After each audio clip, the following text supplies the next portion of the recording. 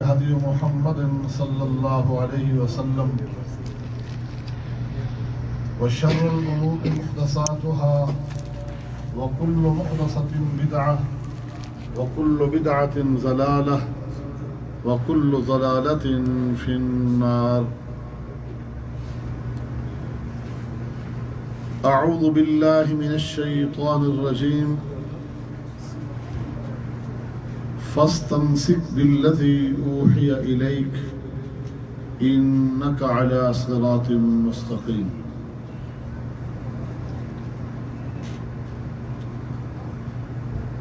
حمد و ثنا اور درود و سلام کے بعد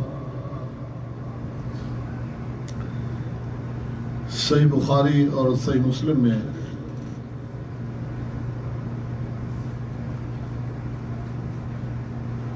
ایک واقعہ مذکور ہے کہ ایک دن نبی علیہ الصلاۃ والسلام اور دیگر صحابہ کرام تشریف فرما تھے.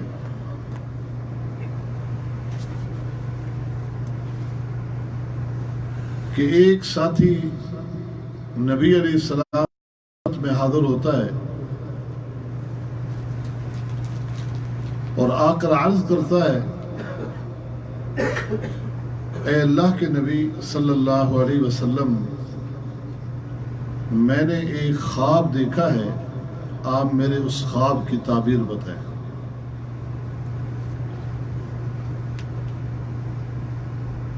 خواب چونکہ نبی علیہ الصلاۃ والسلام نے بتایا کہ نبوت کے 46ویں حصے میں سے ایک حصہ ہے، اور آپ نے یہ بھی فرمایا ہے اپنی زندگی کے آخری ایام میں کہ اب نبوت میں سے باقی کچھ نہ رہے گا سوائے رؤیا صالحہ کے، سچے خوابوں کے، کہ جو انسان خود دیکھے گا یا اس کے بارے کسی اور کو کچھ دکھا دیا جائے گا.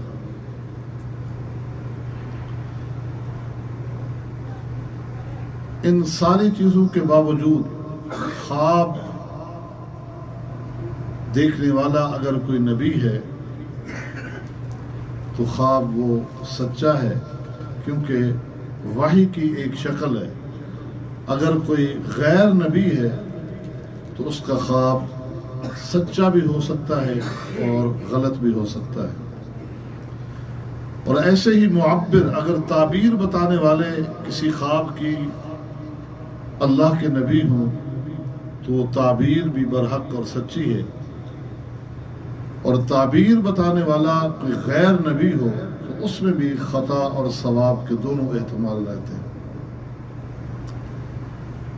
اب خواب تو ہے ایک امتی کا اور سنایا جا رہا ہے نبی کو. بتاؤ کیا خواب ہے، کیا دیکھا؟ عرض کرتے ہیں اللہ کے نبی صلی اللہ علیہ وسلم، میں نے خواب میں دیکھا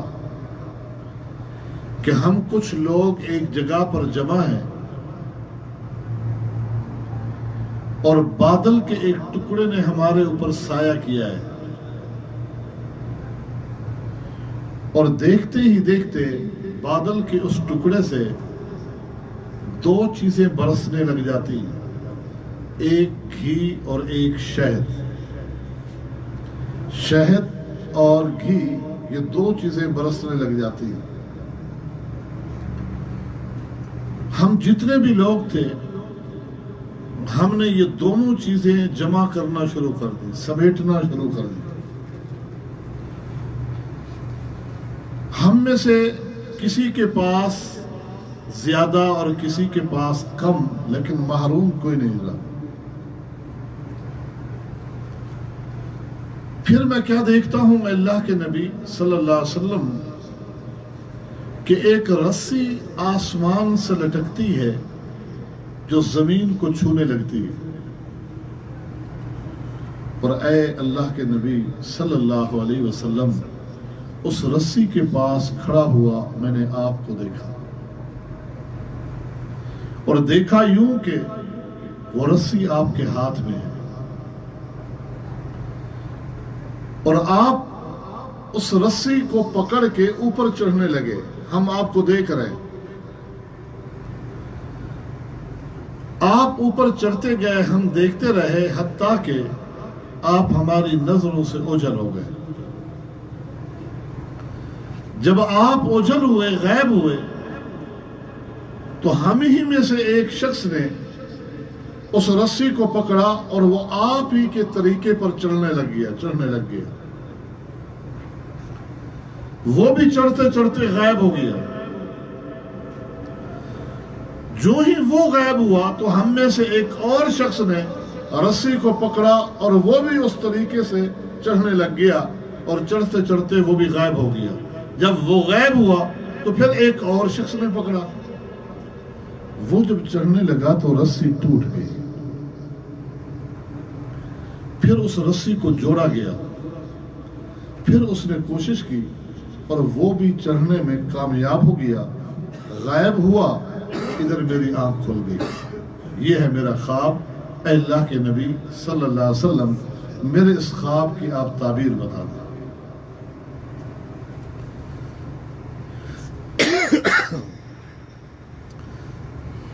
رسول اللہ صلی اللہ علیہ وسلم خواب سن لیتے ہیں.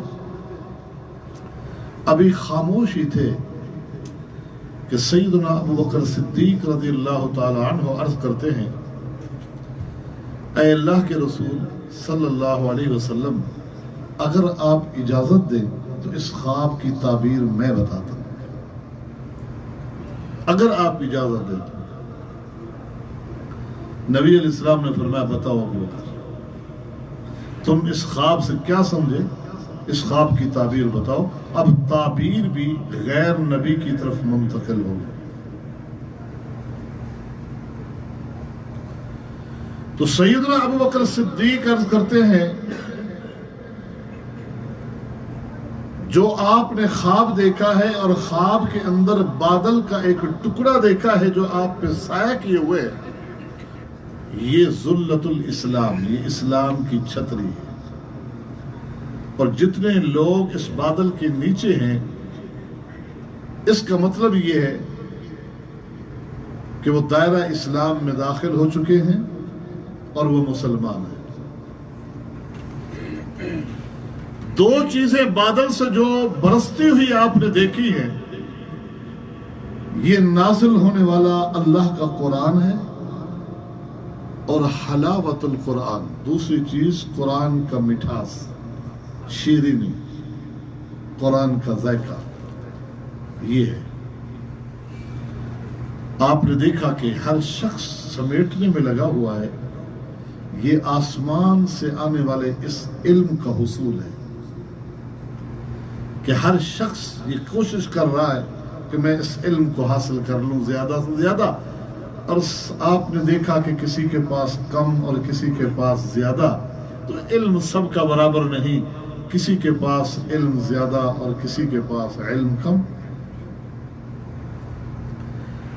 رہی بات اس رسی کی جو آپ نے آسمان سے زمین تک لٹکتی ہوئی دیکھی، متوجہ ہوئے اللہ کے نبی کی طرف. عرض کرتے ہیں اللہ کے نبی صلی اللہ علیہ وسلم، صراطک المستقیم، یہ آپ کا سیدھا راستہ ہے. یہ آپ کا سیدھا راستہ ہے. اس رسی کو پکڑ کے آپ کا چڑھنا اور غائب ہو جانا، اس کا مطلب یہ ہے کہ پوری دنیا، پوری زندگی آپ اس سیدھے راستے پر قائم ہے.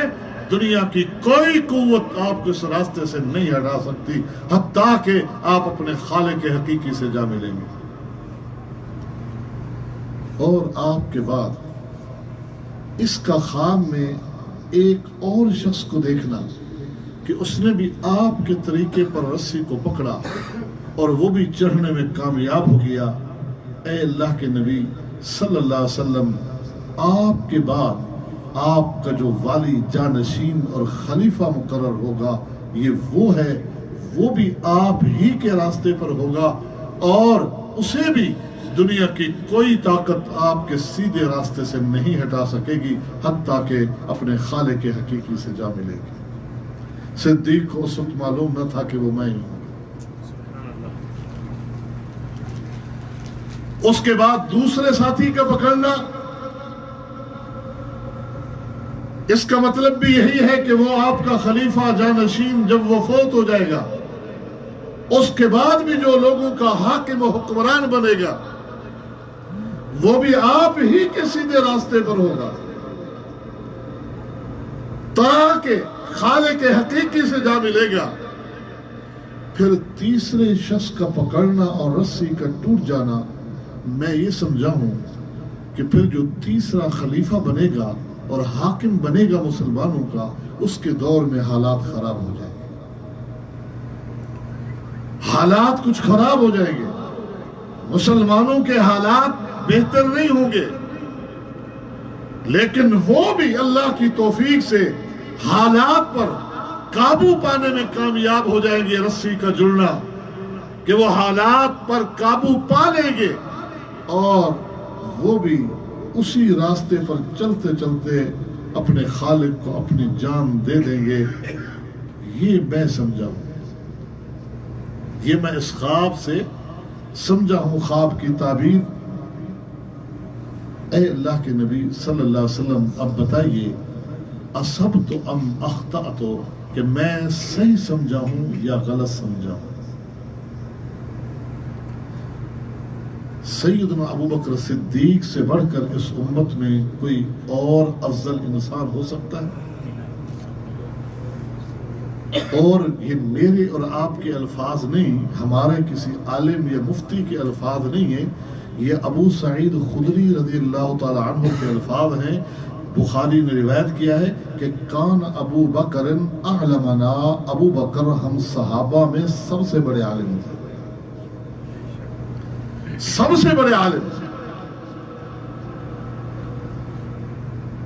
ان کا بھی عقیدہ ہے، وہ بھی سمجھتے ہیں کہ یہ میری فہم ہے، اس میں غلطی بھی ہو سکتی ہے اور درست بھی ہو سکتی ہے۔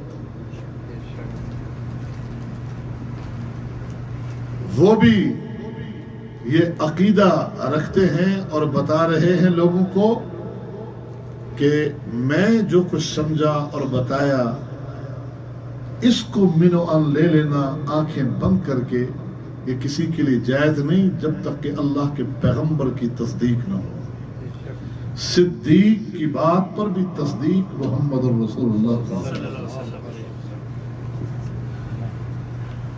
نبی علیہ السلام نے فرمایا ابو بکر اصبت بعضا و اخطأت بعضا، ہاں آپ نے تعبیر درست بتائی لیکن کچھ غلطیاں بھی ہوئی ہیں آپ سے، تعبیر بتانے میں خطا بھی آپ سے ہوئی ہے۔ خطا سے پاک صرف اللہ کی وحی ہے، فقہ، فہم، فراست وہ ابو بکر کی بھی کیوں نہ ہو، اس میں بھی خطا ہو سکتی ہے۔ ہر طرح کی غلطی اور خطا سے کوئی چیز پاک ہے تو وہ اللہ کی وحی ہے۔ اس لیے فرمایا اصبت بعضا واخطأت بعضا۔ ابو بکر صدیق رضی اللہ تعالی عنہ نے یہ کہا بھی، اے اللہ کے نبی ذرا آپ اصلاح فرما دیں، لیکن نبی علیہ السلام اللہ کی مشیت میں چونکہ ایسا ہی تھا، آپ نے وہ اصلاح کرنا مناسب نہ سمجھا اور وہ غلطی کی نشاندہی کرنا مناسب نہ سمجھا۔ کیوں؟ بہت ساری مصلحتیں، ان میں سے ایک مصلحت یہ بھی ہو سکتی ہے کہ اللہ کے پیغمبر ابو بکر کی خلافت کی تعیین بھی من و عن نہیں چاہتے تھے، اگرچہ بہت ساری نشانیاں، قرائن، آیات، دلائل، وہ ساری چیزیں ہیں، اور بھی بہت ساری چیزیں اور مصلحتیں اللہ کی ہو سکتی ہے کہ نبی علیہ السلام نے بات کو دوسری طرف پھیر دی۔ اہل علم نے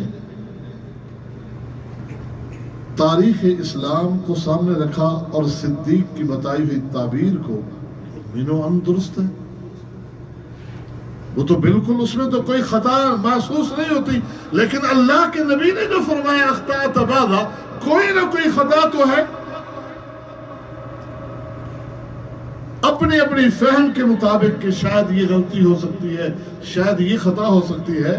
حافظ ابن حجر رحمہ اللہ نے جو شارح ہیں بخاری کے، انہوں نے جس قول کو ترجیح دی ہے وہ یہ ہے کہ ابو بکر سے جو خطا ہو سکتی ہے وہ یہی ہوگی کہ آسمان سے جو دو چیزیں نازل ہو رہی تھی وہ مختلف تھی، ایک شہد اور ایک گھی، لیکن صدیق نے جو بات بتائی وہ ایک ہی، قرآن اور حلاوت قرآن، یہ ایک ہی چیز ہے۔ ابو بکر کو کہنا چاہیے تھا کہ یہ جو آپ نے آسمان سے برستی ہوئی دو چیزیں شہد اور گھی دیکھا ہے، اس سے مراد اللہ کا قرآن ہے اور محمد رسول اللہ کی حدیث ہے، کیونکہ آپ نے فرمایا الا انی اوتیت القرآن ومثلہ معہ، یعنی الحدیث، کہ مجھے دو چیزیں دے کر بھیجا گیا ہے، ایک قرآن اور ایک حدیث، ایک اللہ کی کتاب اور ایک حکمت، جس کا ذکر قرآن مجید کی مختلف جگہوں پر بھی موجود ہے، کہ یہ دو چیزیں ہیں جو آسمان سے نازل ہو رہی ہیں، قرآن اور محمد رسول اللہ صلی اللہ علیہ وسلم کی حدیث۔ یہ خواب تھا، اور اس خواب کی تعبیر اگرچہ اس سے کئی ایک موضوعات نکلتے ہیں، لیکن مجھے تھوڑا سا جس مسئلے کی وضاحت آپ کے سامنے رکھنی ہے، وہ ابھی یہاں بیٹھے ہوئے ایک بھائی نے مجھے موضوع دیا ہے کہ شیخ نے اپنے بیان میں ایک بات کہی کہ عقیدہ کبھی چشتی سے، کبھی سہروردی سے، کبھی نقش بندیوں والا، کبھی کس کا کبھی کس کا۔ تو بھائی نے اسی موقع پر مجھے کہا کہ تھوڑا سا اس بات کی وضاحت کر دیں، یہ کیا چیزیں ہیں، نقش بندی، سہروردی، چشتی، یہ قادری، یہ کیا چیزیں ہیں، اس کی تھوڑی سی وضاحت ہو جانی چاہیے۔ تو دل میں جو ایک موضوع سوچ کے بیٹھا تھا، اس لیے اس موضوع کو میں نے پھر چینج کیا کہ پھر اسی کی تھوڑی سی وضاحت ہی آپ کے سامنے رکھا۔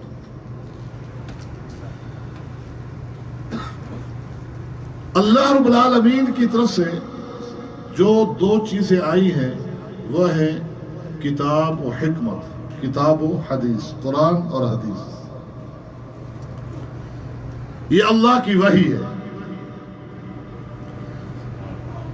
اور اللہ رب العالمین نے اپنے پیغمبر محمد رسول اللہ صلی اللہ علیہ وسلم کو بھی اس بات پر پابند کیا ہے کہ فَاسْتَمْسِكْ بِالَّذِي أُوحِيَ إِلَيْكَ إِنَّكَ عَلَى صِرَاطٍ مُسْتَقِيمٍ، اے میرے نبی آپ مضبوطی سے تھام لیں اس چیز کو جو بذریعہ وحی آپ کے پاس آ رہی ہے، یقیناً آپ سیدھے راستے پر ہیں۔ یہ ہے سیدھا راستہ کہ اللہ کی وحی کو مضبوطی سے تھام لے، یعنی اللہ کی کتاب بذریعہ وحی، وہ کتاب کی صورت میں ہو یا حدیث کی شکل میں ہو، جو کچھ بھی ہے فَاسْتَمْسِكْ بِالَّذِي أُوحِيَ إِلَيْكَ، اللہ رب العالمین اپنے نبی کو حکم دے رہے ہیں ثُمَّ جَعَلْنَاكَ عَلَى شَرِيعَةٍ مِّنَ الْأَمْرِ فَاتَّبِعْهَا وَلَا تَتَّبِعْ أَهْوَاءَ الَّذِينَ لَا يَعْلَمُونَ، ہم نے آپ کو پابند کر دیا ہے ایک قانون کا، وہ قانون کیا ہے؟ اللہ کی وحی ہے، آپ نے اسی کی پیروی کرنی ہے۔ اس کے مقابلے میں کیا ہے؟ لوگوں کی احوا ہے، ایک شریعت ہے اللہ کی، اللہ کا قانون ہے، اس کے مقابلے میں جو کچھ بھی ہے وہ لوگوں کی احوا ہے، خواہشات ہے، اپنی سوچیں ہیں لوگوں کی، اپنی فکریں ہیں ان کی۔ وَلَا تَتَّبِعْ أَهْوَاءَ الَّذِينَ لَا يَعْلَمُونَ، ان جاہلوں کی احوا کے پیچھے نہیں پڑنا۔ اللہ کی شریعت، اللہ کا جو قانون بذریعہ وحی آپ تک آیا ہے، ثُمَّ جَعَلْنَاكَ، ہم نے آپ کو پابند کر دیا ہے کہ اسی کی اتبع ما یوحا الیک، اور آپ صلی اللہ علیہ وسلم خود بھی فرمایا کرتے تھے ان اتبع الا ما یوحا الیک، لوگوں میں صرف اور صرف اس چیز کی پیروی کرتا ہوں جو بذریعہ وحی اللہ کی طرف سے میرے پاس آتی ہے۔ اللہ کی اس وحی کے مقابلے میں ایک علم ایجاد کیا گیا ہے جس علم کا نام ہے تصوف۔ اس شریعت دین اسلام کا جو علم ہے اس کا نام ہے اللہ کی وحی. یہ اللہ کی وحی ہے جو جبریل امین کے ذریعے اللہ رب العالمین نے اپنے پیغمبر پر بھیجی، جس کی حفاظت کا اللہ رب العالمین نے خود ذمہ لیا. روز اول سے کہ ابلیس بھی پریشان ہے کہ چیلے آ کر کہہ رہے ہیں کہ اِنَّا كُنَّا نَقْعُدُ مَقَاعِدَ لِلسَّمْعِ. کیا ہو گیا؟ پہلے آسمانوں پہ کان لگاتے تھے، ہونے والے فیصلے سن کر کاہنوں نجومیوں کے کانوں میں القاء کرتے تھے. آج تو ہم جاتے ہیں، یہ سلگتا ہوا انگارہ ہمیں جلا کے راکھ کر دیتا ہے. کیا ہو گیا ہے؟ کہا گشت کرو زمین کا، معلوم نہیں. اِنَّا لَا نَدْرِي أَشَرٌ أُرِيدَ بِمَنْ فِي الْأَرْضِ أَمْ أَرَادَ بِهِمْ رَبُّهُمْ رَشَدًا. دو میں سے ایک کام ہونے والا ہے، یا تو اس کائنات کی تباہی کا فیصلہ آسمان والا کر چکا اور اس امر کو چھپانا چاہ رہا ہے کہ قبل از وقت لوگوں تک یہ بات نہ پہنچے، یا عرش والے نے لوگوں زمین پہ رہنے والوں کی بھلائی اور اصلاح کا پروگرام بنا لیا ہے جس کی وہ حفاظت کر رہا ہے کہ اس میں کسی طرح کی ملاوٹ نہ ہو. گشت کرو زمین میں. گشت کرتے ہوئے محمد الرسول اللہ صلی اللہ علیہ وسلم کی تلاوت مقام نخلا میں سنی. بس سنی کیا، سنتے تو ہم بھی ہیں. قرآن پورا پورا سنتے ہیں، ایک بار نہیں بار بار سنتے ہیں، پڑھتے ہیں. لیکن جنات کی اس ٹولی نے کیسا سنا کہ چند آیات سنی، ان کی زندگیوں میں انقلاب آ گیا. مانتے بھی گئے، اسلام کو قبول کرتے بھی گئے، خرافات کو چھوڑنے کا عہد کرتے بھی گئے. بس یہاں تک نہیں بلکہ قوم کی طرف داعی بن کے بھی گئے. اجیبوا داعی اللہ یا قومنا اجیبوا داعی اللہ. تو یہ اللہ کی وحی ہے کہ جس کی حفاظت کا ذمہ اللہ رب العالمین خود لے رہے. اس کے مقابلے میں علم تصوف ہے جس کی بنیاد جو ہے وہ کشف و الہام پہ ہے، جس کی بنیاد ہی کشف و الہام پہ. نہ اللہ کی وحی ہے، نہ اس وحی کو آج صدیاں بیت گئی لیکن بغیر سند کے کوئی قبول کرنے کے لیے ایک بات کو تیار نہیں ہوتا. سند موجود ہے، حفاظت ہے، سند موجود ہے. وہ کشف و الہام کہ کہنے والے نے جو کہہ دیا. کہنے والا کون ہے؟ کوئی نبی نہیں ہے. اور میں بتا چکا کہ اگر کہنے والے ابو بکر صدیق سے خطا ہو سکتی ہے تو پھر کون ہے کہ اس نے جو کچھ کہا اسی کو حقیقت مان لیا، اسی کو اپنا لیا، اسی کے مطابق عقیدہ، اسی کے مطابق عمل، اسی کے مطابق سب کچھ. یہ بنیادی فرق ہے کہ شریعت اللہ کی وحی کا نام ہے اور تصوف جو ہے یہ صوفیہ کے کشف و الہامات کا نام ہے. یہی وجہ ہے کہ شریعت کے مقابلے میں اس کو نام بھی دوسرا دیا گیا ہے، طریقت. شریعت نہیں کہا جاتا، یہ شریعت ہے، یہ طریقت ہے. یہ علم ظاہر ہے، یہ باطنی علم ہے. کچھ بھی نام دیتے جائیں لیکن انہی کے ہی انداز سے یہ ثابت ہوتا جائے کہ شریعت نہیں ہے. وہ شریعت نہیں ہے، وہ طریقت ہے. اس علم کا تعلق اللہ کی وحی سے ہے، اس کا تعلق اللہ کی وحی سے نہیں ہے، ہمارے بزرگوں کے کشف و الہام سے ہے۔ یہ علم اس کے ظاہر کو دیکھا جاتا ہے، جو اس کا مطلب ہے اقیم الصلاۃ، نماز پڑھو، تو نماز پڑھنی پڑتی ہے۔ اور اس علم میں باطنیت دیکھی جاتی ہے کہ اس میں غرض کیا ہے، مقصود کیا ہے، اسی کو لے لیں بس وہ کافی ہے۔ اسی لیے اس مردود نے کہا تھا کہ ساری زندگی کی نماز سوری سے بہتر ہے 2 رکعت نماز حقیقی۔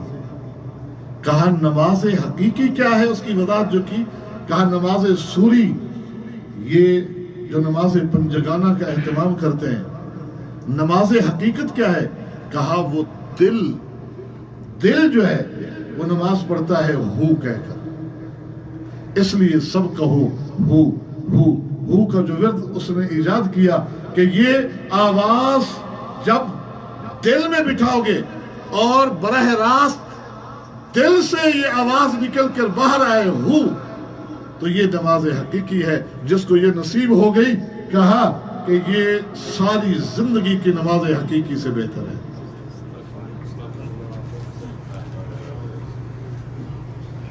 تو شریعت اور چیز ہے، طریقت اور چیز ہے۔ شریعت میں توحید بنیاد ہے، عقیدہ، اور توحید کا مطلب کیا ہے؟ اللہ وحدہ لا شریک کو یکتا جاننا، ذات میں، صفات میں، الوہیت میں، لا شریک لہ وبذالک امرت، اس کا کوئی ساجی نہیں، اس کا کوئی شریک نہیں۔ اور طریقت میں توحید کا معنی وحدت الوجود ہے۔ فرق دیکھیں، توحید شریعت میں اللہ کی وحدانیت کا نام ہے کہ اقرار کرو اس بات کا کہ اللہ رب العالمین کا کوئی ساتھی نہیں، کوئی شریک نہیں۔ قل هو اللہ احد اللہ الصمد لم یلد ولم یولد ولم یکن لہ کفوا احد۔ اور ادھر کیا ہے؟ ادھر توحید کا مطلب یہ ہے کہ اللہ ایک ہے، باقی پوری دنیا اللہ کا عکس اور اللہ کا سایہ ہے۔ جس طرح ایک شیشہ ہاتھ میں لیتے ہو اور اس کا عکس کہیں پڑتا ہے، اگر اس کو یوں کر لو تو عکس واپس اس میں آ جاتا ہے۔ اس لیے انسان جتنے بھی ہیں یہ سب اللہ کے عکس کا پرتو ہے۔ جب یوں ہوتے ہیں، مرتے ہیں تو اللہ ہی میں مل جاتے ہیں۔ شریعت اور طریقت کا تھوڑا سا فرق بتانا ہے آپ کو۔ اسی وجہ سے آپ کو پتا ہے کہ کوئی فوت ہو جائے، ہم کہتے ہیں فلاں وفات پا گیا، فلاں فوت ہو گیا، کہتے ہیں نانا وفات نہ کہو فلاں وصال فرما گیا، فلاں وصال فرما گیا۔ وصل کس کو کہتے ہیں؟ وصل عربی میں جب دلہن کو دلہا کے سپرد کیا جاتا ہے، حوالے کیا جاتا ہے، ملایا جاتا ہے، تو اس کو لفظ وصل سے کہا جاتا ہے۔ ملانا ہے لازماً کہ اس کو اس کے ساتھ ملا دیا، کہ وصال فرما دیا کہہ دو، کیونکہ یہ اپنے خالق کے ساتھ مل گیا ہے۔ اسی لیے جس دن وہ فوت ہوتا ہے اس دن یہ عرس مناتے ہیں۔ عرس کس کو کہتے ہیں؟ شادی۔ وصل کس کو کہا تھا؟ ملاد کو، اور بنایا جا رہا ہے عرس، اور عرس کس کو کہتے ہیں؟ نعوذ باللہ من ذالک۔ یہ ہے طریقت، یہ ہے تصوف۔ عقائد کے اعتبار سے گندی گند بھرا ہوا ہے۔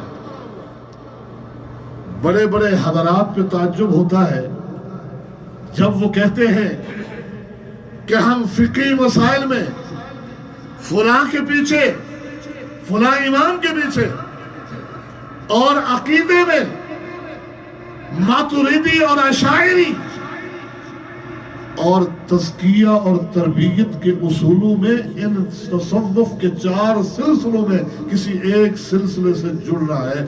یہ 4 چیزیں جو سوال تھا اس کا جواب پورا ہوا اختصار کے ساتھ کہ یہ تصوف کے 4 سلسلے ہیں۔ نقش بندیہ، سہروردیہ، قادریہ، چشتیہ، یہ تصوف کے 4 سلسلے ہیں کہ اپنی تربیت کے لیے، تزکیہ کے لیے ان 4 میں سے کسی ایک سے کم جڑنا ہر آدمی پر لازمی قرار دیا جاتا ہے۔ پیری مریدی کا نظام جس کا تصور اسلام میں نہیں ملتا، یہ پیری مریدی کا نظام جو ہے، یہ درباریں، یہ بڑی بڑی خانقاہیں، یہ سارا خانقاہی نظام جو ہے وہ اسی علم تصوف کی بنیاد پر قائم ہے۔ اللہ رب العالمین نے اپنے بندوں کی اصلاح کے لیے جس چیز کو نازل کیا وہ اللہ کی وحی ہے، جس کا پابند کیا، اور اللہ رب العالمین نے یہ بتا دیا کہ لوگوں تمہارا رب تو وہ ہے، هو الذي بعث في الأميين رسولا منهم يتلو عليهم آياته ويزكيهم ويعلمهم الكتاب والحکمہ، کہ عقیدہ بھی وہی سکھاتا ہے، اللہ کے احکامات بھی وہی پہنچاتا ہے۔ تزکیہ اور تربیت کے اصول کہاں سے لیتے ہو؟ پاک صاف باطنی غلاظتوں یا ظاہری غلاظتیں، ان سب سے پاک صاف کرنے والے کون ہے؟ محمد رسول اللہ۔ وَيُعَلِّمُهُمُ الْكِتَابَ وَالْحِكْمَةَ، اور پھر کتاب و حکمت کی لوگوں کو تعلیم دیتے ہیں، کتاب و سنت کا درس دیتے ہیں، لوگوں کو اللہ کی کتاب سناتے ہیں، لوگوں کو اللہ کا پیغام بتاتے ہیں۔ تو یہ اللہ کا پیغام صرف بتاتے نہیں، 2 ہی چیزیں ہیں نا، ایک گفتار ہے، ایک کردار ہے، دونوں کی ضمانت اللہ نے دے دی کہ وَمَا يَنْتِقُ عَنِ الْهَوَىٰ إِنْ هُوَ إِلَّا وَحْيٌ يُوحَىٰ۔ ادھر اقوال کے کہ ہر قول اللہ کی طرف سے، ہر بات اللہ کی طرف سے، ادھر عمل کے حوالے سے میرے نبی کہہ دیجئے قُلْ إِنْ أَتَّبِعُ إِلَّا مَا يُوحَىٰ إِلَيَّ، میں جو کچھ کرتا ہوں وہ بھی اللہ کی طرف سے حکم ہوتا ہے، میں جو کچھ کہتا ہوں وہ بھی اللہ کی طرف سے حکم ہوتا ہے۔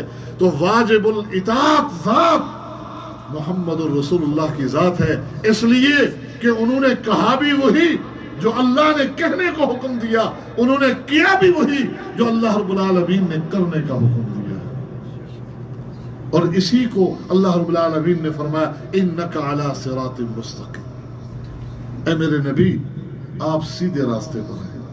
صراط مستقیم وہ 4 سلسلوں کا نام نہیں ہے، صراط مستقیم ایک راستے کا نام ہے۔ آسمان سے لٹکتی ہوئی 4 رسیاں نہیں تھی، ایک رسی تھی جسے کہا اللہ کے نبی صراطک المستقیم، صدیق نے کہا یہ آپ کا سیدھا راستہ ہے۔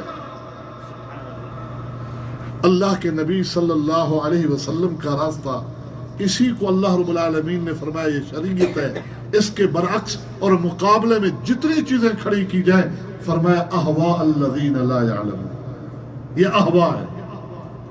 اسی لیے سیدنا سہل بن حنیف رضی اللہ تعالی عنہ ایک موقع پر فرما رہے یا ایھا الناس اتہموا رأیکم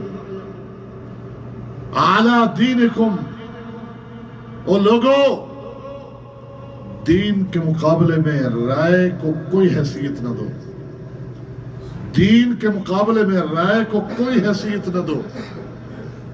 دین کس چیز کو کہا؟ اگلے جملے میں وضاحت ہو جاتی ہے، اگلے جملے میں وضاحت ہو جاتی ہے کہ صحابی رسول دین کس چیز کو کہہ رہے۔ فرمایا کہ دیکھو یوم ابی جندل صلح حدیبیہ والے دن جب نبی علیہ السلام نے ابو جندل صحابی کو جو بیڑیوں میں معلوم نہیں یہ مکہ سے دور دراز کا پہاڑی سفر طے کر کے حدیبیہ کیسے پہنچا ہوگا کہ پتا چلا کہ محمد رسول اللہ آئے ہیں، میری جماعت آئی ہے، وہاں پہنچے اور کائنات کے امام اپنی بات جو فرما چکے تھے کہ تمہارا کوئی بندہ ہمارے پاس آئے گا ہم تمہارے حوالے کر دیں گے، اس بات کو اس کی لاج رکھنے کے لیے ابو جندل کو واپس حوالے کیا۔ صحابہ کرام کے دل تڑپ رہے تھے، ہمارا بھائی ہمارے پاس آ گیا، ہم خود پکڑ کے دے رہے ہیں، لیکن کائنات کے امام اللہ کے ساتھ ایک وعدہ کر چکے تھے۔ جب مدینہ سے روانہ ہوئے، سنیت الوداع سے مکہ کا رخ کیا تھا، آپ کی سواری بیٹھ گئی تھی، اونٹنی کو اٹھانے والے سارے صحابہ، قصوہ نامی اونٹنی اٹھتی نہیں، صحابہ عرض کرتے ہیں اللہ کے نبی یہ ناکارہ ہو گئی ہے، اس کو جنگل میں چھوڑ دیں، کوئی ہماری اچھی سواری آپ لے لیں۔ فرمایا نہیں نہیں، میری سواری میری اونٹنی نہ ناکارہ ہوئی ہے، نہ اس کی یہ عادت ہے، ولیکن حبسها حابس الفیل، مجھے لگتا ہے اس کو اس ذات نے روک دیا ہے جس نے ہاتھی والوں کو مکہ میں داخل ہونے سے روکا تھا۔ اور وہی اللہ کے ساتھ ایک وعدہ کیا تھا، اے اللہ تو جانتا ہے کہ عمرے کی نیت سے جا رہے ہیں، مکہ والے کوئی بھی مطالبہ پیش کریں گے، کوئی بھی شرط ایسی رکھیں گے جس میں تیرے حرمت والے گھر کی تعظیم مقصود ہوگی، میں اسے قبول کر لوں گا، تیرے حرمت والے شہر کو خون خرابے سے بچاؤں گا۔ یہ وعدہ کر کے اونٹنی کھڑی ہو۔ آج سہیل نامی مکہ والوں کے سفیر نے کہا ہے محمد صلی اللہ علیہ وسلم ابو جندل کو ہمارے حوالے کرو، نہیں تو پھر لڑائی کے لیے تیار ہو جاؤ۔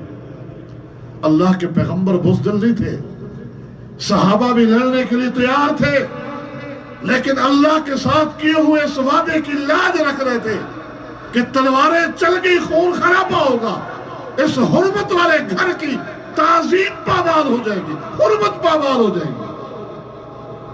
کہا لے جاؤ ابو جندل کو۔ فاروق جیسی شخصیت بھی پریشان تھی، اے اللہ کے پیغمبر ہم حق پہ نہیں ہیں؟ جی ہاں ہم حق پر ہیں، یہ باطل نہیں ہے، جی ہاں یہ باطل ہے، ہم مارے گئے لڑتے ہوئے جنت میں نہیں جائیں گے، جی جنت میں جاؤ گے، اور یہ مارے گئے کہا جہنم میں جائیں گے، تو پھر کیوں ہم دب کر فیصلے کیوں کر رہے ہیں، دب کر فیصلے کیوں قبول کر رہے ہیں؟ فرمایا یا ابن الخطاب انی رسول اللہ، خطاب کے بیٹے چپ ہو جاؤ، میں اللہ کا رسول ہوں، میرا فیصلہ میرا نہیں اللہ کا فیصلہ۔ ابو جندل کو حوالے کر دیا۔ سہل بن حنیف فرما رہے لوگوں، اس دن جب ابو جندل کو حوالے کیا جا رہا تھا کفار کے، میں نے غور کیا اور دیکھا کہ کیا زندگی میں اللہ کے نبی کی ایک بات نہ مان کر ایمان بچا سکتا ہوں؟ اگر مجھے ایمان نظر آتا اللہ کے نبی کی اس دن نافرمانی کر کے تو میں اللہ کے نبی کے فیصلے کو نہ مانتا، لیکن دیکھا کہ اللہ کے نبی کے ایک فیصلے کو نہ ماننے سے بھی ایمان چلا جائے گا۔ وَلَوْ أَسْتَطِيعُ أَنْ أَرُدَّ أَمْرَ رَسُولِ اللَّهِ لَرَدَدْتُ، اگر دین میں گنجائش ہوتی کہ کسی موڑ پر اپنی رائے اور سوچ و فکر کے مقابلے میں اللہ کے پیغمبر کے حکم کو چھوڑا جا سکتا ہے تو اس دن میں چھوڑ دیتا، لیکن دیکھا کوئی گنجائش نہیں، رائے کے مقابلے میں، سوچ کے مقابلے میں اپنی فکروں، اس کو الہام کا نام دے، کشف کا نام دے، فیک کا نام دے، کسی چیز کا نام دے، اس کے مقابلے میں اللہ کے پیغمبر کے فیصلے کو چھوڑ دینے کی کوئی گنجائش نہیں تھی، قبول کر لیا۔ لیکن آگے خیر ہی خیر دیکھی ہم نے، آگے خیر ہی خیر دیکھی، اس لیے یا ایھا الناس اتہموا رأیکم علی دینکم، حدیث نبی کا فیصلہ دین ہے، جہاں نبی کا حکم آ جائے اس کے مقابلے میں دنیا والوں تمہاری سب کی آراء جمع ہو جائے، سوچیں جمع ہو جائے، ان کو چھوڑ کر دین کو لینا، اللہ کے پیغمبر کی سنت کو لینا، اس لیے کہ خیر اور بھلائی اسی میں۔ یہ صحابہ کرام کہ دین کیا ہے، اللہ کے پیغمبر کی سنت ہے، دین کیا ہے، اللہ کا قرآن ہے۔ سیدنا حذیفہ فرما رہے ہیں یا معاشر القراء استقیموا، یا معاشر القراء استقیموا۔ بخاری کتاب الاعتصام میں امام بخاری نے لکھا، سیدنا حذیفہ، او مولویوں، او قرآن کے قاریوں، یا معاشر القراء، او طلاب کی جماعت، سیدھے راستے پہ رہنا۔ ان اخذتم یمینا و شمالا لقد ضللتم ضلالا مبینا، سیدھے راستے پہ چلنا، دائیں بائیں نہ دیکھنا۔ سیدھا راستہ کیا ہے؟ وہی جس کا سوال کرتے ہو اہدنا الصراط المستقیم۔ سیدھا راستہ کون سا؟ انک علی صراط مستقیم، محمد الرسول اللہ والا راستہ، یہ سیدھا راستہ۔ کہاں ہے؟ سیدھے راستے میں چلتے رہنا، دائیں بائیں پلٹ کے نہ دیکھنا، ورنہ ایسے گمراہ ہو جاؤ گے کہ ہدایت نصیب نہیں ہوگی۔ یہ گمراہیاں ہیں۔ صراط مستقیم اللہ کے پیغمبر محمد الرسول اللہ کا راستہ ہے۔ اس کے مقابلے میں دیکھو عقل اللہ نے عطا فرمائی ہے، دین کو سمجھنے کے لیے اس کو استعمال کرو۔ عقل اللہ نے دین بنانے کے لیے نہیں دی، دین بنانے کے لیے نہیں دی، دین کو سمجھنے کے لیے دی ہے۔ سمجھو یہ دین ہے کہ کتا بھونکے تو فوراً کہے لبیک یا سعدی یا سیدی، لبیک یا سیدی۔ بکری میں کرے تو سننے والا کہے لبیک یا سیدی۔ کیوں؟ کہ ہر چیز میں معاذ اللہ اللہ ہے، ہر چیز میں اللہ۔ یہ کس کا عقیدہ ہے؟ یہ تصوف کا عقیدہ ہے۔ یہ علم تصوف یہ درس دیتا ہے۔ جس تصوف نے پورا کا پورا ایک نظام جداگانہ دیا ہے، پورا کا پورا نظام، یہ ایک بہت بڑا علم ہے جو گمراہیاں پھیلاتا ہے، جس میں کائنات کا نظام چلانے والا اللہ نہیں ہے، کائنات کا نظام چلانے والے کتب، ابدال اور کلندر ہیں۔ آپ کسی اور کی نہیں، اپنے آپ کو توحیدی کہلانے والے کی شریعت اور طریقت تھانوی صاحب کی اٹھا کے بڑھے کہ انہوں نے ان کلندروں، کتبوں اور ابدالوں کی تعریف کیا کی، اختیارات کیا دیے، نام کیا بتائے ہیں کہ ہر دور میں 4 ابدال اور 1 کتب ہوتا ہے۔ ہر دور کے کتب کا نام بھی دیا اور ابدالوں کے نام بھی دیے ہیں۔ ان کے نام پڑھ کر بھی آپ سمجھ سکتے ہیں کہ سازش کہاں سے آئی، کیونکہ ہر نام میں یا حسین لگا ہوگا، یا حسن لگا ہوگا، یا عباس لگا ہوگا، یا علی لگا ہوگا۔ یہ نظام ہی چلاتے ہیں، نظام کائنات کا یہ چلا رہے کہ دنیا کے 4 اطراف میں 4 ابدال ہیں۔ اور ابدال بنتے کیسے ہیں؟ پتہ ہے ابدال بنتے کیسے ہیں؟ باتیں ذرا کڑوی تو ہو رہی ہے، لیکن فرمائش پوری کرنی تھی تو میں نے کہا کچھ باتیں کہہ ہی دیں۔ حضرت اعلیٰ حضرت کی ملفوظات میں لکھا ہے کہ حضرت پیران پیر عبد القادر جیلانی ایک دن شیر پر سوار ہو کر کہیں جا رہے تھے۔ ملفوظات کتاب موجود ہے، کسی کو شک ہو دیکھ سکتا ہے۔ शेर पर सवार होकर कहीं जा रहे थे, एक बस्ती से गुजर हुआ तो बस्ती वालों को जब पता चला वो मुरीदों की बस्ती थी, वो सारे जमा हो गए। पीर साहब को रोक लिया, इत्तेफाक नमाज का टाइम था, मस्जिद में चले गए, नमाज पढ़ी।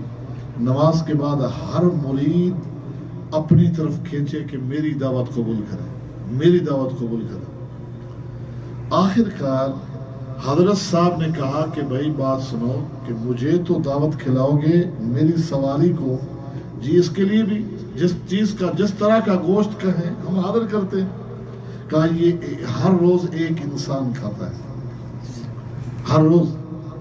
ये बातें, ये कहावतें, ये तसव्वुर, ये इसके अंदर इसकी हकीकतों को समझ सकते हैं। हमें तो ये बातें कहते हुए अजीब लगता है, लेकिन लोगों को समझाने के लिए कि भाइयों यहां जाओगे यही कुछ मिलेगा। क्या है जी, एक बंदा खाता है, थोड़ी देर बाद देखा तो सिवाय एक के सारे मुरीद भाग गए थे। उस मुरीद साहब ने कहा कि मेरे पास आपकी सवारी की खुराक का बंदोबस्त है, चलिए जी। खाना तैयार किया, दस्तरखान लगाया। आइए हजरत साहब, कहा नहीं, पहले मेरी सवारी को अपना एक बेटा पेश किया। शेर ने पकड़ के उसे जमीन पे पटका, मार कर उसे खा गया। फिर हजरत साहब ने खाना खाया, जाने लगे तो कहा नहीं जाने दूंगा, अभी बंदोबस्त मौजूद है। अगले दिन दूसरा बेटा खिलाया, तीसरा बेटा। फिर जाने लगे तो कहा नहीं जाने दूंगा, बीवी खिला दी। ये पूरा वाकया मनकूल है, लिखा हुआ है। कहा कि अगले दिन जाने लगे, अब तेरे घर में कोई नहीं रहा, कहा मौजूद है बंदोबस्त। रुक गए, खाना तैयार करके दस्तरखान पे लगाया और बैठ गए। कहने लगे हजरत साहब मुझे आपकी सवारी से एक शिकवा है। शिकवा यह है कि ये पहले पकड़कर इंसान को पटकता है, मार के फिर खाता है। आज मेरी बारी है, इसे कहो कि मैं आपके सामने लेटता हूं, आपको देखता रहूंगा, ये पांव से मुझे खाना शुरू करे आहिस्ता आहिस्ता। ये जब खा जाएगा, खाना दस्तरखान पे लगा है, आप खा के चले जाना। पीर साहब उठे जज्बात में और शेर के यहाँ मुंह पे हाथ रखा और कहा निकालो इसके बेटे। एक बेटा आया, दूसरा आया, तीसरा आया, बीवी आई। कहा मैं तेरे बेटे मरवाने नहीं आया था, मैं चेक करने आया था मुरीद कौन पक्का है। और कहा आज के बाद इस सरजमीन का अब्दाल तू है। अब्दाल बनते ही हुआ। जब दीन को छोड़ेंगे तो यही कुछ मिलेगा, ये नहीं। अच्छा फिर देखें मुशक्कतें, अजीब अजीब इबादत और वजीफे मुकर्रर किए हुए, चिल्ले, कोई कब्रों में पड़ा है, कब्रिस्तानों में पड़ा है, कोई पानी में खड़ा है, कोई हलाल चीजों को तर्क करके बैठा है। चिल्लों के नाम है, हर चिल्ले का अलहदा अलहदा नाम है, और उस नाम में क्या करना होता है उस चिल्ले में और क्या नहीं करना होता, ये तस्किया है, ये तरबिया है, जो तसव्वुफ से और इन चार सिलसिलों से जुड़ने से आपको मिल सकता है। और ये कुरान कहता है कि तस्किया क्या है, कद अफलह मन तज़क्का व ज़करा अस्म रब्बिही फसल्ला। ये है तस्किया, अल्लाह का जिक्र करो, नमाजें पढ़ो, अल्लाह को याद करो, लोगों के हुकूक तलब ना करो, अपने दिलों को पाक साफ करो, हसद, बुग़्ज़, कीना, अदावतें, इन चीजों को निकालो। इस्लाम, कुरान इस तरह हमारा तस्किया करता है। इसके मुकाबले में जो एक इल्म वज़ा किया गया है, उसको मनवाने की कोशिश की जा रही है कि इसी को ही सही दीन कहा जाए, इसी को ही सही दीन बनवाया जाए। फस्तमसिक बिल्लज़ी ऊहिया इलैक इन्नका अला सिरातिन मुस्तकीम। और उधर सुम्मा जअलनाका अला शरीयतिन मिनल अम्र, इन आयात को सामने रखें कि अल्लाह ने अपने पैगंबर मोहम्मद रसूलुल्लाह को इस बात का पाबंद किया कि अल्लाह की वही से बाहर नहीं निकलना, मैं और आप क्या है। अल्लाह की वही को छोड़कर अगर कोई और रास्ता इख्तियार किया सिवाय गुमराही के और कुछ नहीं। सैयदना अब्दुल्लाह इब्न मसूद रज़ियल्लाहु ताला अन्हु ने फरमाया था, उस वक्त इमाम बुखारी ने किताबुल फराइज़ में ये वाक़या नकल किया है कि जब एक शख्स विरासत का एक मसला लेकर सैयदना अबू मूसा अशरी के पास गया और कहा, हमारा ये विरासत का मसला हल कीजिए। एक शख्स फौत हो गया है और वरासा में 3 औरतें हैं, एक बेटी है, एक मरने वाले की पोती है, एक मरने वाले की बहन है, जायदाद को किस तरह तकसीम किया जाएगा? तो सैयदना अबू मूसा अशरी जलीलुल कद्र सहाबी हैं, फरमाते हैं कुरान की 2 आयत को सामने रखकर इज्तिहाद करते हैं। नस्से सरी नहीं उनके बाद इज्तिहाद किया, अपनी राय से फतवा दिया, आयात को सामने रखकर उनसे इज्तिहाद किया। कहा कि कुरान की एक आयत में कि वरासा में अगर एक बहन हो तो आधी जायदाद उसकी होती है, एक दूसरी आयत में है कि वरासा में अगर एक बहन हो तो आधी उसको, आधी बेटी, आधी जायदाद बहन, लिहाजा 2 हिस्से करो, आधी दो, पोती को कुछ नहीं मिलेगा। ये कहकर कहा वअतिबना मसऊद फसयुताबिउनी, लेकिन आप अब्दुल्ला इब्न मसूद रज़ियल्लाहु ताला अन्हु के पास जाएं, उनसे भी पूछें। वैसे जवाब तो वो भी वही देंगे जो मैंने दिया, लेकिन वो बड़े आलिम है, आप उनसे भी तस्दीक करवा लें। साइल अब्दुल्ला इब्न मसूद साहबी रसूल के पास पहुंचा, जाकर क्या कहा? कहा कि ये सवाल है, ये अबू मूसा अशरी का जवाब है, उन्होंने आपके पास भेजा। ये कहा फसयुताबिउनी, कि जवाब तो अब्दुल्ला भी यही देगा जो मैंने दिया है, लेकिन फिर भी उनसे तस्दीक ले लो। जब ये बात सुनी कि अबू मूसा अशरी ने फरमाया कि जवाब अब्दुल्ला इब्न मसूद भी वही देंगे जो मैंने दिया, कहा इन्नी लज़ललतु इज़म वमा अना मिनल मुहतदीन, अगर मैंने भी वही जवाब दिया जो अबू मूसा अशरी ने जवाब दिया है, ऐसा गुमराह हो जाऊंगा कि कभी हिदायत मुकद्दर नहीं होगी। क्यों? इसलिए कि मेरे सामने अल्लाह के नबी की हदीस मौजूद है।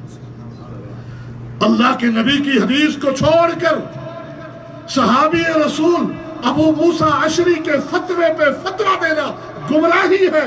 ये मैंने नहीं कहा, जिसको आपने फकीह हाज़िहिल उम्मा का लक़ब भी दिया, सहाबी रसूल है, अज़मत वाले हैं, उन्होंने ये फतवा दिया है कि अल्लाह के पैगंबर की हदीस के होते हुए अगर तुम सहाबी के फतवे पे फतवा दोगे गुमराह हो जाओगे। बताओ, अगर अल्लाह के पैगंबर की सुन्नत के होते हुए किसी और रास्ते पे खड़े होगे, वो हिदायत होगी, वो हक होगा।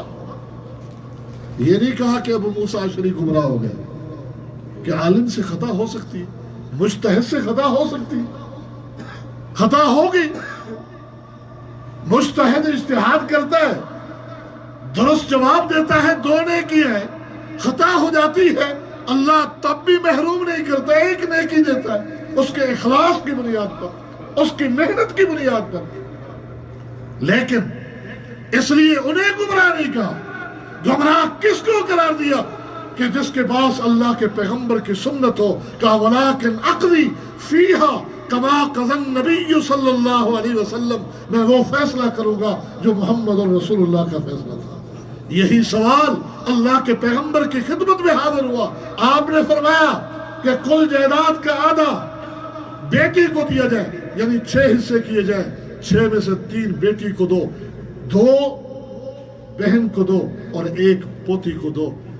अल्लाह के पैगंबर की तकसीम के मुताबिक फतवा दिया है। तो ये है दीन, ये है शरीयत, ये है सहाबा कराम का तरीका कि वो क्या दीन कहाँ से लेते थे, दीन किसको करार देते हैं और किस चीज को गुमराही करार देते हैं।